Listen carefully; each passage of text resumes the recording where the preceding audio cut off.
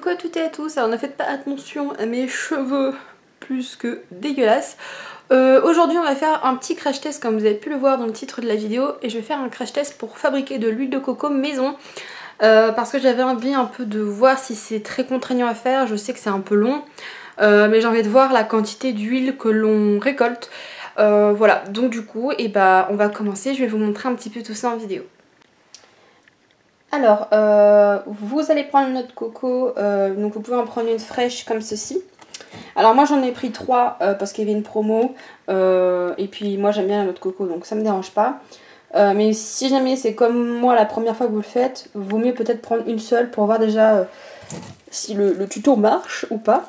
Donc je vais commencer par les ouvrir, enlever l'eau de coco et puis je vous retrouve après. Bon, bah merci à mon amoureux qui ouvre les noix de coco. Sans les couper en deux. Ouais.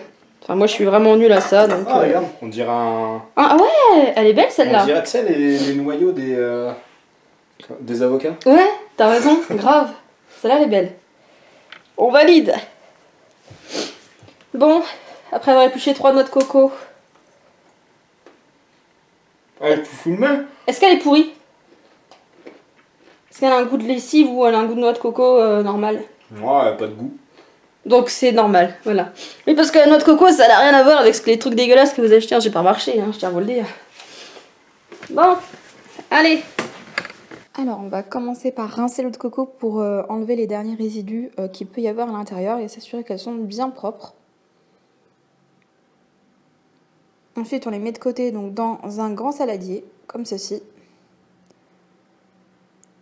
Et on va venir prendre une planche à découper et un couteau bien affûté pour hacher en fait les morceaux de coco avant de les mettre au mixeur parce que c'est assez dur la noix de coco et du coup le mixeur va chauffer un petit peu, donc on lui facilite la tâche en hachant des petits morceaux de noix de coco comme ça.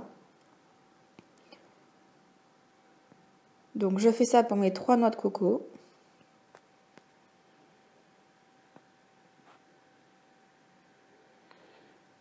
Et ensuite, donc, on va les passer au mixeur. Donc moi j'ai un mixeur à main. Voilà. Donc comme je vous l'ai dit, plus les morceaux vont être petits, pardon, et plus ça va être rapide. Moi je crois que je les ai coupés un peu trop gros encore. Là je les ai mixés 3 fois et j'ai fait plusieurs fois le mixage tellement c'est dur à mixer. Hop. Et donc vous mixez en fine poudre. Parce que plus la poudre va être fine et plus vous allez pouvoir récupérer du jus par la suite. Donc c'est une étape qui est un peu longue. Donc voilà ce que ça donne après avoir mixé mes 3 noix de coco entières. Et donc là, après vient le moment le plus fastidieux, c'est le moment du pressage. Donc on va tout simplement prendre un morceau de linge propre. Donc moi j'ai pris un ancien morceau de t-shirt blanc. Et on va tout simplement mettre une petite quantité de poudre de coco à l'intérieur. Donc moi j'ai fait au début, j'en ai mis juste une poignée et à la fin j'en ai mis 3-4 poignées parce que c'était trop long. Donc après on referme le tissu et on va venir presser comme quand vous essorez quelque chose. Donc vous allez presser très très très très fort pour extraire en fait tout le jus, le lait de coco, etc. qu'il y a dans la pulpe. Et ensuite c'est grâce à ça qu'on va pouvoir faire l'huile.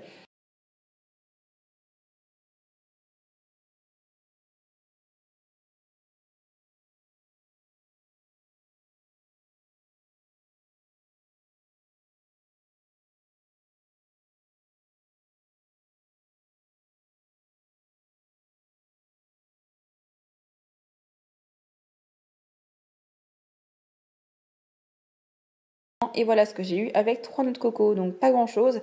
J'étais un peu déçue, je me suis dit que j'ai peut-être pas assez pressé, mais j'avais vraiment trop mal aux mains. Donc ensuite on va venir prendre un verre, voilà, donc moi j'ai pris un verre moyen, voilà, comme ceci.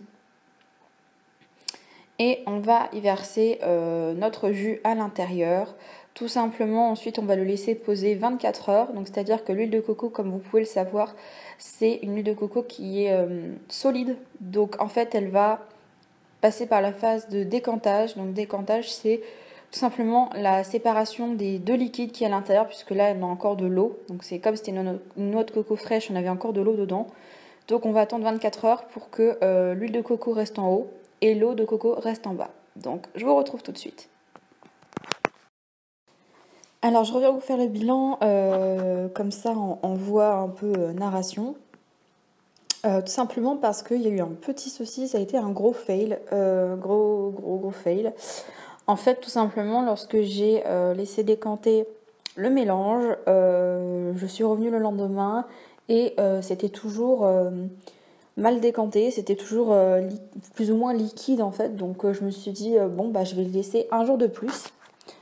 Et en fait, ce qui s'est passé, c'est que même au bout du lendemain, il y avait une espèce de collerette marron sur tout le dessus de l'huile de coco et ça sentait le rance mais affreusement mauvais. En fait, tout simplement, l'huile a pourri. Alors, je ne sais pas si il faisait trop chaud chez moi, du coup, ça a empêché de bien décanter. Je ne sais pas s'il faisait trop froid. Je ne sais pas si j'ai laissé poser trop longtemps. Donc, je ne sais pas ce qui n'a pas fonctionné, mais en tout cas, il y a eu un problème au niveau de la décantation, ça c'est sûr. Et du coup, bah, le crash test, je pense pas que je le recommencerai parce que ça m'a pris énormément de temps, énormément de vaisselle. Ça a fait vraiment beaucoup de... Bah, au final, j'ai gâché 3 noix de coco pour rien et ça m'a pris quand même 1h30 en tout à les ouvrir, à les éplucher, à les couper, à les mixer, à les presser et à également les filtrer. Donc franchement, ça m'a pris vachement du temps pour pas grand chose. Donc si jamais vous voulez l'essayer, vous pouvez essayer avec une seule noix de coco, vous ferez moins de gâchis si jamais ça fonctionne pas et ça vous fera perdre moins de temps. Mais moi, je pense pas que je resterai parce que franchement, je préfère largement l'acheter toute faite, vu le temps que ça prend. Et pour le peu d'huile en plus que j'aurais eu si jamais j'aurais réussi à faire l'huile de coco tout simplement. Parce que vous voyez dans le verre qu'il me restait vraiment pas grand chose. Et en plus sur ce verre, la moitié était d'huile de coco et la moitié était de l'eau. Donc je trouve que c'est pas très économique. Finalement, je trouve qu'on jette beaucoup et que ça prend beaucoup de temps. Donc, je ne recommande pas ce crash test. C'est pas du tout validé. Après, vous pouvez aller voir d'autres vidéos sur YouTube. Il y en a beaucoup sur lesquelles ça fonctionne. Donc, je vais peut-être louper quelque chose. Mais en tout cas, moi, je ne le recommencerai pas et je vous le recommanderai pas non plus. Voilà. J'espère quand même que cette vidéo vous aura aidé. Ça vous aura plu aussi que j'essaye des choses un peu plus naturelles et je vous fasse des crash tests en vidéo. Je vous dis à bientôt pour de prochaines vidéos. Bye bye!